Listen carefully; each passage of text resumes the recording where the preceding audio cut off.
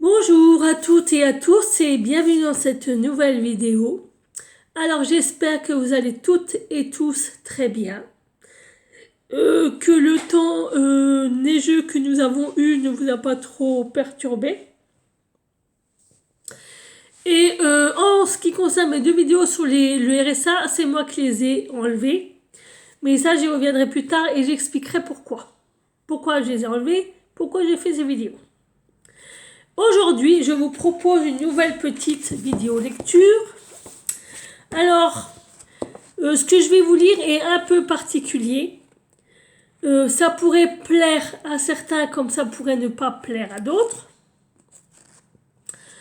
Puisque c'est sur un peintre qui s'appelait Diderot. Et il parle de ses salons de peinture. Donc c'est le salon de 1769. C'est pour ça que je dis c'est une lecture qui pourrait peut-être en plaire à certains et pas à d'autres. Autre chose, je voulais vous remercier toutes et tous pour votre soutien, votre fidélité et votre bienveillance. Je voulais remercier les nouvelles personnes qui se sont abonnées à ma chaîne. Je vous souhaite la bienvenue. J'espère que cette chaîne va vous plaire, que les vidéos aussi. Alors,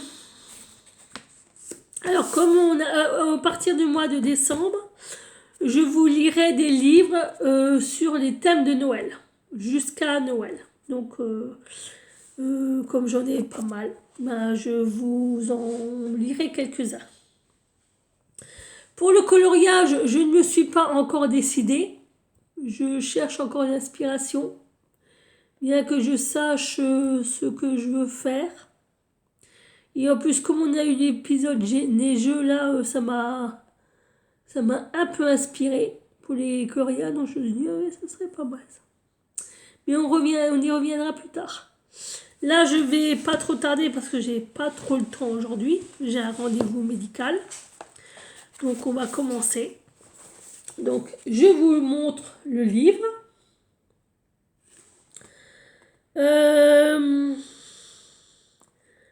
Alors je vous lis pour que vous compreniez de quoi on parle. Je vous lis la 4e de couverture. Donc c'est Denis Diderot, Salon.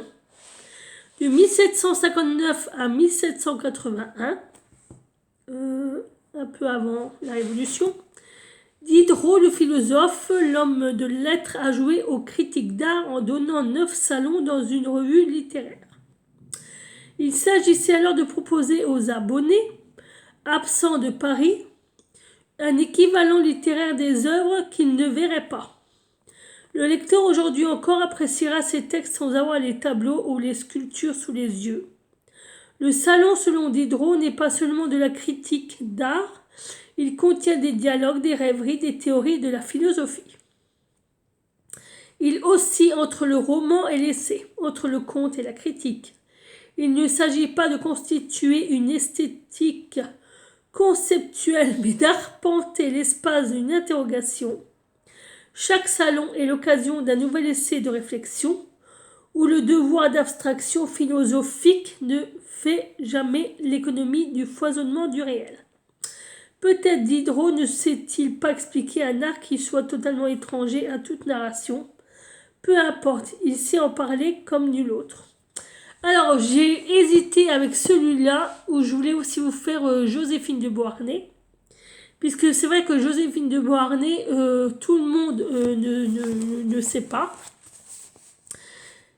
Mais elle a été répudiée par Napoléon parce qu'elle ne pouvait pas lui faire d'héritier. Parce que j'ai lu le livre, donc voilà. Et donc Napoléon l'a répudiée au bout, je crois, de 5 ans ou 7 ans de mariage, parce qu'elle n'arrivait pas à lui faire d'enfant. Au début, il a pensé que c'était lui l'incompétent, mais en fin de compte, après examen médical, il s'est avéré que c'était elle. Et en plus, comment dire, dans le livre, ils expliquent que elle a été, neutralisée par la nature, parce qu'avant Napoléon, elle avait déjà été mariée et avait déjà eu un enfant, mais par potion magique, on va dire, par empoisonnement, on va dire. Mais ça, c'est encore une autre histoire, donc on verra plus tard aussi. Donc là, on va commencer. Alors, salon de 1769, peinture. Le pauvre salon que nous avons eu cette année. Presque aucun morceau d'histoire, aucune grande composition, rien, mon ami, qui valut la peine d'accélérer votre retour.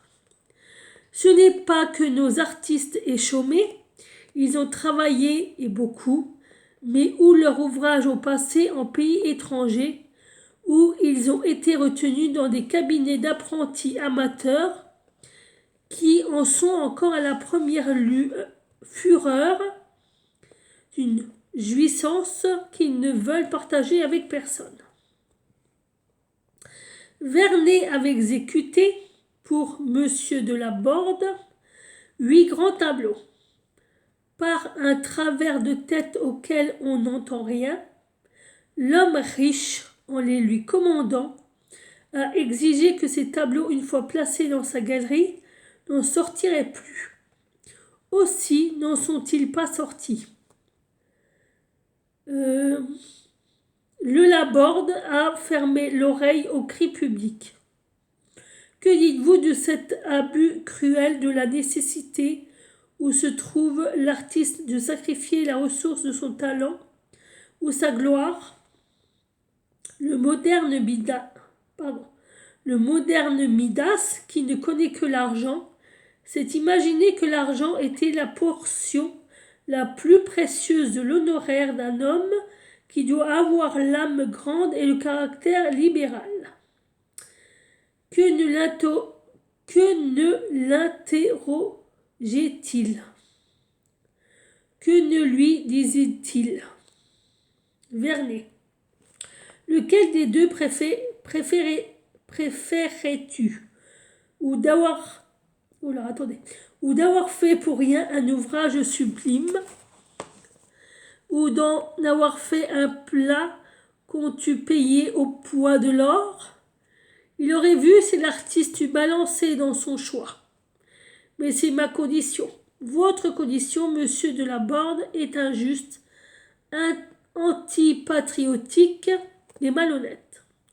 Vous auriez mérité que l'artiste vous en eût donné pour votre argent. De quel front auriez-vous exigé qu'il retrouvât un talent que vous priviez de l'aiguillon le plus puissant? Croyez-vous qu'il n'y ait aucune différence entre l'homme entre l'homme qui travaille pour un peuple immense qui doit le juger et l'homme qui travaille pour un petit particulier qui condamne ses productions à n'arrêter que 2 yeux stupides? Mais mon ami, pesez les suites de cet exemple bizarre s'il était fait pour avoir des imitateurs. Plus de salons, plus de modèles pour les élèves, plus de comparaison d'un faire à un autre. Ces enfants n'entendront plus ni le jugement des maîtres, ni la critique des amateurs et des gens de lettres, ni la voix de ce public qu'ils auront un jour à satisfaire. Le sot homme, le vil personnage que celui qui envie à la jeunesse son instruction, à toute une nation son amusement. Mais il y a pire. Je ne sais comment cela se fait, mais il est rare que la foule se forme devant une composition médiocre, presque aussi rare qu'à notre folle jeunesse de s'attrouper aux Tuileries autour d'une femme laide. Elle a un instinct qui la guide. Plus de salons et le peuple privé d'un spectacle annuel où il venait perfectionner son goût, on restera où il en est. Or, vous savez mieux que moi quelle est l'influence d'un goût national sur le progrès de l'art. L'art reste misérable chez un peuple imbécile. Il marche avec rapidité chez un peuple instruit. Et pourquoi, chez le peuple imbécile, l'artiste s'épuiserait-il de fatigue et d'études pour des applaudissements qu'il peut obtenir à moins de frais? Il se dira: je réussis, cela me suffit. Plus de salons, plus de concurrence entre les maîtres, plus de cette rivalité qui produit de si grands efforts, plus de cette frayeur du blême public. Si l'artiste vient à triompher le particulier, ignorant qu'il emploie, son affaire est faite. J'ai vu, grâce à monsieur de la Borde, le moment où, faute de tableau, nous n'aurions point d'exposition cette année. À la place du ministre, j'aurais pensé que le soutien des arts en France tenait de la durée de cette institution. J'aurais pensé que son extinction en avancerait la décadence de 100 ans. Je n'aurais pas souffert qu'une lubie en occasionna l'interruption. J'en aurais fait dire un mot au particulier qui se préférait insolemment à tout un peuple.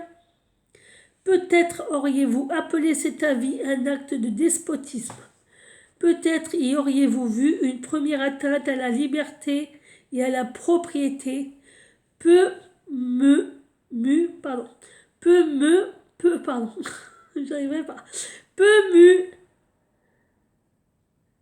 Apporté.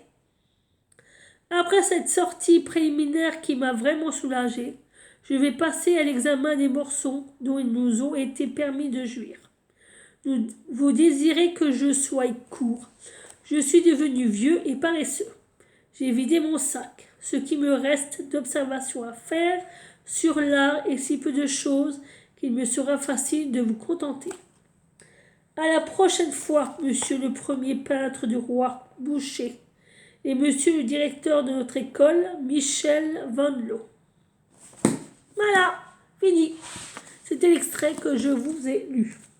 Alors, il faut aussi savoir que Diderot, dans un autre livre que j'ai, qui s'appelle Ruines et paysages, je crois, fait une satire sur le luxe qui est extrêmement intéressante, que je vous lirai la prochaine fois, puisque quand je l'ai lu, je me suis dit, c'était il y a plus de 1000 ans, le truc, et pourtant, ce qu'il raconte dans cette satire sur le luxe, c'est exactement ce que l'on vit actuellement, géopolitiquement parlant, politiquement parlant, géographiquement parlant, historiquement parlant, avec la situation que l'on a aujourd'hui. Et vous allez voir, c'est flagrant, c'est extrêmement flagrant. Sincèrement, c'est vrai que ce sont des très vieux livres, des très vieux auteurs, on va dire, pas des très vieux, des vieilles personnes, pas des vieilles personnes, mais des personnages qui sont morts, qui ont existé à une certaine époque. Mais je trouve que c'est très intéressant de se replonger dans ce genre de livre et dans ce genre d'histoire pour vraiment connaître pourquoi on en est là aujourd'hui. Et c'est vrai que quand on lit ce genre de livre, avec le roi, avec la reine, avec Napoléon, avec le Premier Empire, le Deuxième Empire, enfin, peu importe, on se rend compte pourquoi on en est là aujourd'hui et le pourquoi du comment. Et on se dit, ah ouais, quand même. Donc, et le pire, c'est qu'il y a vraiment un parallèle. On peut vraiment faire le parallèle de l'histoire et de l'époque actuelle. Donc voilà, chers abonnés, ou peu importe qui vous soyez, je vous remercie d'avoir regardé cette vidéo. J'espère qu'elle vous plaira. Si c'est le cas, soutenez-moi avec des pouces, des abonnements, des commentaires et activez la cloche de notification. Merci. Et venez toujours plus en plus nombreux sur ma chaîne à regarder mes vidéos. Ça me fait super plaisir. Et ça me prouve que le contenu de ma chaîne vous plaît, vous divertit et vous fait plaisir en vous amusant. Et le pire, c'est que vous apprenez des choses. Sur ce, je vais vous laisser parce qu'il faut vraiment que j'y aille. J'ai mon rendez-vous là dans pas longtemps. Donc je vais vous laisser. Je vous fais des gros bisous. Je vous souhaite une très très très bonne journée. Et aujourd'hui, on est mercredi. Donc peut-être qu'on se reverra ou vendredi ou samedi de cette semaine. Mais je vous dirai ça. Sur ce, prenez soin de vous et à bientôt. Ciao, ciao!